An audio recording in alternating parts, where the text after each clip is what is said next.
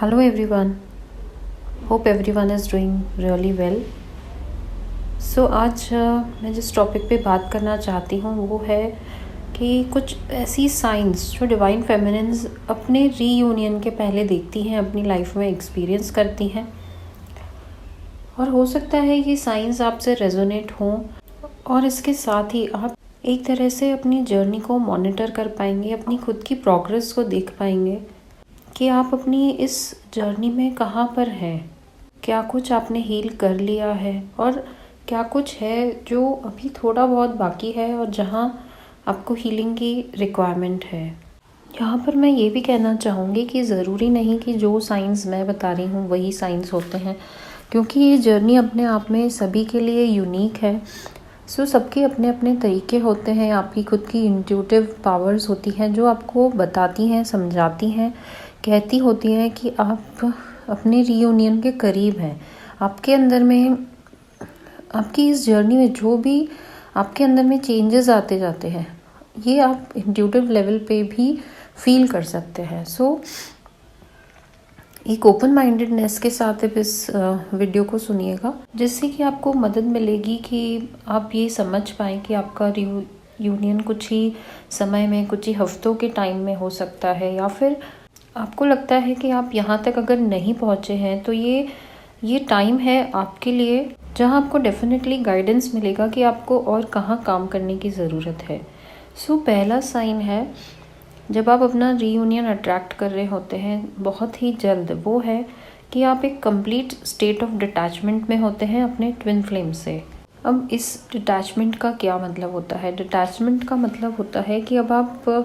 अपने twin flame का इंतज़ार नहीं कर रहे हैं। लाइक आप उनके पीछे एक जो पहले की आपकी चेजिंग एनर्जी होती थी, आप अब उस एनर्जी में आप बिल्कुल भी नहीं हैं। आप कहीं से भी उन्हें स्टॉक कर रहे हैं, ना सोशल मीडिया पे उन्हें फॉलो कर रहे हैं, ना ही आप जानने की कोशिश कर रहे हैं कि उनकी लाइफ में क्या चल रहा है क्या नहीं। आपके मन में एक पूरी तरह से सुकून, एक शांति मौजूद है कि आप समझ चुके हैं इस स्टेज पर कि वो आपके सोल का, स्प्लिट सोल का अदर हाफ है, और आगे ना पीछे कभी ना कभी आपका यूनियन इस लाइफ टाइम में ज़रूर होना है। आप अब इस स्टेज पे आ चुके हैं जहां आप अपने ट्विन फ्लेम को अपने से जुदा नहीं देखते। इस स्टेट में आप अपने चेजिंग एनर्जी से, जहां आप उन्हें कॉल किया करते थे, बार बार टेक्स्ट करना, उनका वेट करते रहना, या फिर ऐसे रीडिंग्स को देखना, ट्विन फ्लेम रीडिंग्स को या वीडियोस को, सारा समय आपका उसी में गुजरता था। अब वो सारी चीज़ें छोड़ करके ये जानने की कोशिश करते रहना कि उनके लाइफ में क्या चल रहा है क्या नहीं, ये सब कुछ छोड़ करके अब आप अपनी ज़िंदगी को अपने तरीके से जीना चाह रहे हैं, और बहुत खुशी से, बहुत एक पॉजिटिविटी के साथ, एक एंथुजियाज़म के साथ आप अपनी लाइफ को जी रहे हैं। जहाँ आप पूरी तरह से समझ चुके हैं कि जो 3D पर्सन आपको दिखाई दे रहे हैं आपके ट्विन फ्लेम के रूप में, वो आप ही हैं इन अनदर बॉडी, और आप अपनी वैल्यू करके और अपनी ज़िंदगी को जीना कम्प्लीटली स्टार्ट कर चुके हैं अपने तरीके से, अपनी हैप्पीनेस के लिए। ये जो शिफ्ट है आपका, जहाँ आप पहले एक 3D पर्सन पे कम्प्लीटली फोकस्ड थे, यहाँ से आप अपनी एनर्जी को पूरी तरह से शिफ्ट करके और अपने ऊपर फोकस लेकर के आते हैं, और ये एक बहुत बहुत बड़ा ही शिफ्ट होता है किसी भी ट्विन फ्लेम की लाइफ में। सेकंड साइन है कि आप कम्प्लीटली एक स्टेट ऑफ सरेंडर में हैं। सरेंडर का क्या मतलब होता है? जब हम इनिशियली इस जर्नी में आते हैं तब, और हमारा सेपरेशन फेज स्टार्ट होता है, तो हम बहुत से तरीके अपनाते हैं, बहुत सारी ट्रिक्स यूज़ करते हैं कि कैसे भी करके हम अपने काउंटर पार्ट को अपने से जुदा नहीं देख पाते, और कैसे भी करके हम उन्हें अपनी लाइफ में वापस चाहते हैं। यहाँ हम एक तरह से कंट्रोल करने की कोशिश करते हैं अपनी जर्नी को। लेकिन जैसे जैसे हम प्रोग्रेस करते हैं, अपने साथ टाइम स्पेंड करते हैं, अपने आप को हील करते हैं और ये जर्नी को समझने लगते हैं, तो हमें एक अंडरस्टैंडिंग रिसीव होती है, जहाँ हम जान पाते हैं कि इस जर्नी को तय करने का सबसे सरल रास्ता, सबसे इजी रास्ता है गो विद द फ्लो की एनर्जी में रहना। गो विद द फ्लो का मतलब है जैसे जो आ रहा है आपकी लाइफ में उसको जीते चलें। ये समझ हमारी डेवलप हो जाती है कि ज़िंदगी इसी पल में है, प्रेजेंट मोमेंट में जीना सीख जाते हैं, और साथ ही अब पूरी तरह से जो अपनी ट्विन फ्लेम जर्नी का कंट्रोल है उसको हम सरेंडर कर देते हैं और अपने ट्विन फ्लेम को, अपने आप की लाइफ को कम्प्लीटली डिवाइन के हाथों में सरेंडर कर देते हैं। और इतना ही नहीं, बहुत सारी हमारी लाइफ सिचुएशंस जिनके लिए हम पहले बहुत ज़्यादा एक टेंशन में, एक चिंता की स्थिति में बने रहते थे, तो वो सारी सिचुएशंस को भी हम जैसे जैसे इस जर्नी में आगे बढ़ते हैं समझ आता है कि इनके ऊपर इतना टाइम वेस्ट करने से बेहतर है कि हम इसे सरेंडर करते चले जाएं। यूनिवर्स के इशारों पर जैसे होगा, जो होगा मेरे अच्छे के लिए ही होना है, ये वाली समझ धीरे धीरे इस जर्नी में डेवलप होने लगती है। सो आपकी लाइफ की किसी भी तरह की प्रॉब्लम हो, चाहे वो मनी रिलेटेड हो, आपके रिलेशनशिप्स में कोई इश्यूज हो विद योर फैमिली मेम्बर्स, या फिर आपका जॉब करियर रिलेटेड किसी भी एस्पेक्ट की कोई भी प्रॉब्लम होती है, उसे आप कंट्रोल करने की कोशिश नहीं करते, उसके आउटकम को, या वो कैसे किस तरीके से शेप अप होना चाहिए आपकी लाइफ में, लेकिन उसका कंप्लीट उन चीज़ों को सरेंडर कर देना, उन चीज़ों को छोड़ देना, एक गो विद द फ्लो की एनर्जी में आना। और जब इस एनर्जी से ऑपरेट करने लगते हैं तो यहाँ आकर के कि मेरा ट्विन फ्लेम कब वापस आएगा, ये तक आप ख्याल छोड़ देते हैं,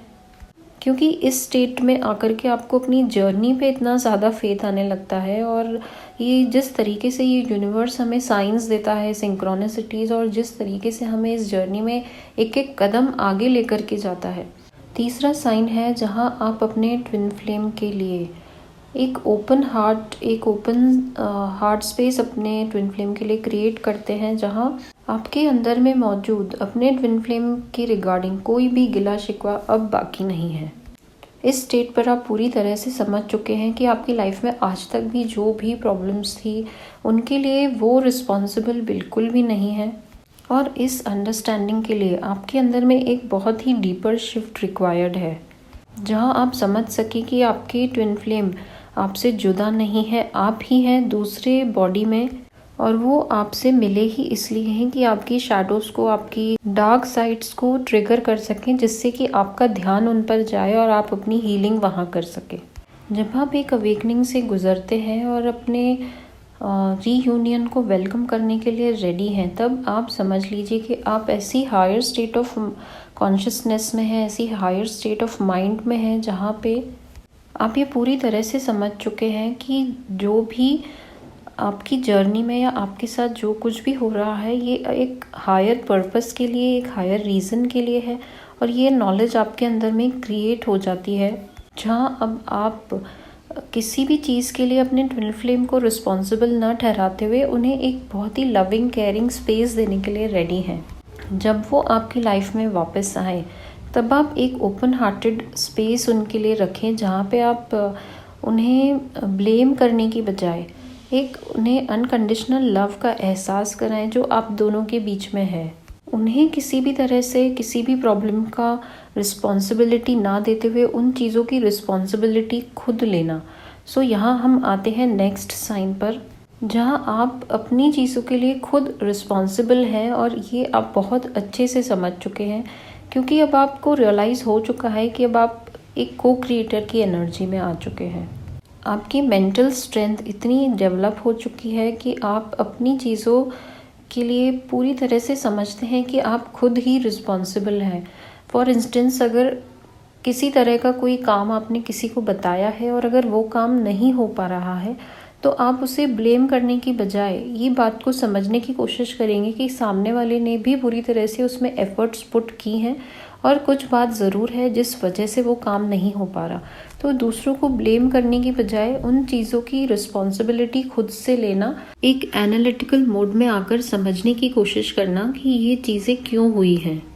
इस स्टेज पर आप बहुत अच्छे से समझ चुके होते हैं कि जो भी आउटर रियलिटी में आपके मैनिफेस्ट हो रहा है वो कहीं ना कहीं आपके इनर का ही एक रिफ्लेक्शन है, सो आप यहाँ पर अपनी प्रॉब्लम्स को, जैसे एग्जाम्पल तो ये बहुत ही छोटा सा था, पर इससे ही रिलेटेड आप कुछ भी अपनी लाइफ में अगर बाहर अच्छा मैनिफेस्ट नहीं कर पा रहे हैं तो अपने अंदर में झांकना, उन कमियों को ढूंढने की कोशिश करना कि ऐसा क्या है मेरे अंदर जिसको अभी भी हीलिंग रिक्वायर्ड है, और वो मेरी आउटर रियलिटी में इस तरीके से प्रोजेक्ट हो रहा है। सो 5th पॉइंट है एक deeper sense of self love होना। जनरली डिवाइन फेमिनिन्स में एक बाउंड्रीज़ को रिगार्डिंग बहुत इश्यूज होते हैं, जहाँ वो हेल्दी बाउंड्रीज सेट नहीं कर पाती, अपने आप को अप्रिशिएट ना करना, खुद को रिजेक्ट करना, काफ़ी ज़्यादा फेयरफुल एनर्जी से ऑपरेट करना, अपने पास्ट को पूरी तरह से एक्सेप्ट ना करते हुए उसे बार बार रिजेक्ट करते रहना। ऐसी कोई सिचुएशंस या आप ऐसे किन्हीं लोगों के साथ रहते हैं जो आपको मिसट्रीट करते हैं और यहाँ आप अपने लिए स्टैंड नहीं ले पाते। ऐसी सिचुएशन में जब आप इन सारी ही सिचुएशंस में जब आप सेल्फ लव के एक मोड पे आ जाते हैं, जहाँ पे आप खुद से प्यार करना स्टार्ट करते हैं, अपनी वैल्यू, अपनी वर्थ को समझने लगते हैं, तो जहाँ जैसे जैसे आप अपने आप में ये चेंज लेकर के आते हैं, सेल्फ लव कल्टिवेट करते हैं, वैसे आप देखेंगे कि आपके सामने जो भी सिचुएशंस थी उनमें चेंजेस आते जाते हैं। या तो वो सिचुएशंस न्यूट्रल हो जाती हैं या फिर वो उन लोगों का बिहेवियर आपके प्रति चेंज हो जाता है। लेकिन इस स्टेज पर आकर के अब आप दूसरों की चिंता किए बिना अब आप खुद के साथ खुश रहना सीख जाते हैं। दूसरे आपके बारे में क्या सोच रहे हैं, क्या कह रहे हैं, these things no longer matter to you. Now you are in a state where you are completely immersed in your self-love, where you love yourself, love your body, love your mind, and love each and every situation happening in your life and in your journey. अब आप ऐसी state में हैं जहाँ आपने अपने past को, अपने इनर चाइल्ड को और अपनी उन सारी ही चीज़ों को हील कर लिया है, जहाँ जो चीज़ें आपको अपने आप को एक्सेप्ट करने से रोकती थी। 6th साइन है कि आप अब एक अपने डीपर पर्पस ऑफ लाइफ से अलाइन हो चुके हैं, जहाँ या तो ये पर्पस आपने परस्यू करना स्टार्ट कर दिया है या फिर ये आपके सामने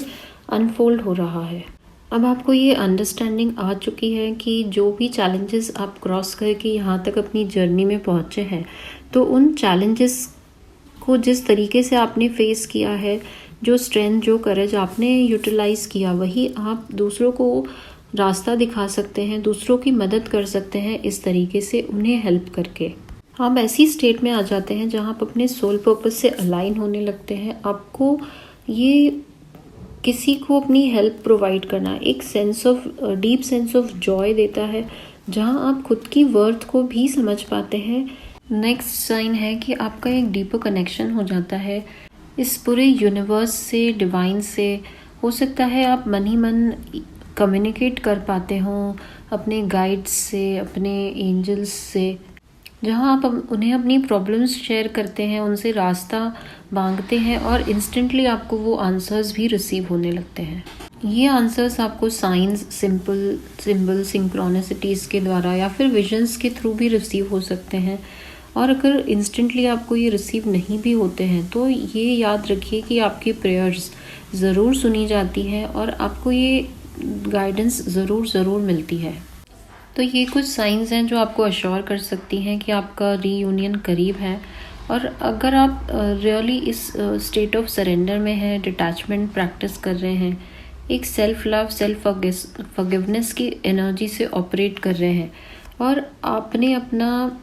हार्ट स्पेस को कम्प्लीटली ओपन कर दिया है, जहाँ आपका फोकस अपने डिवाइन मैस्कुलिन से शिफ्ट होकर के कम्प्लीटली अपने ऊपर आ चुका है, तो यकीन मानिए कि आपका यूनियन होने के साथ साथ ये सस्टेन भी होगा। क्योंकि कई बार ऐसा होता है कि आपके काउंटर पार्ट वापस तो आते हैं, लेकिन कुछ ही समय में वो फिर से आपसे रन करना स्टार्ट कर देते हैं, क्योंकि अभी आपकी हीलिंग कुछ पेंडिंग रह जाती है। तो याद रखिए, अगर आप चाहते हैं कि आपके मैस्कुलिन आपसे रन ना करें दोबारा, तो आपको अपना पूरा फोकस अपने ऊपर रखना है, अपने सोल पर्पस पे रखना है और अपनी सेल्फ हीलिंग पे फोकस रखना है, जहाँ पूरी तरह से गो विद द फ्लो की एनर्जी में है, एक स्टेट ऑफ सरेंडर में है। So friends, that's all for today. So I hope that these signs help you to assess your own journey. आप इन साइंस की मदद से एसेस कर पाएंगे कि आप कहाँ हैं अपनी जर्नी में, कितना हीलिंग बाकी है, या आप अपने रीयूनियन को कुछ ही हफ्तों में अट्रैक्ट कर लेंगे। So friends, thank you so much for showing all your love and support. If you like the video, don't forget to like and subscribe. दोस्तों, अगर आप अपनी जर्नी पे कुछ पर्सनल गाइडेंस चाहते हैं या किसी तरह का हेल्प या सपोर्ट चाहते हैं तो डिस्क्रिप्शन बॉक्स में मेरा ईमेल और फ़ोन नंबर है, उस पर मैसेज करिएगा please. And the services will be paid. मैं एक रेकी मास्टर हूँ, numerologist, tarot card reader plus एक स्पेल कास्टर भी। So if you need any help and support you can connect with me for any kind of personal guidance. Thank you once again. Stay happy, stay blessed.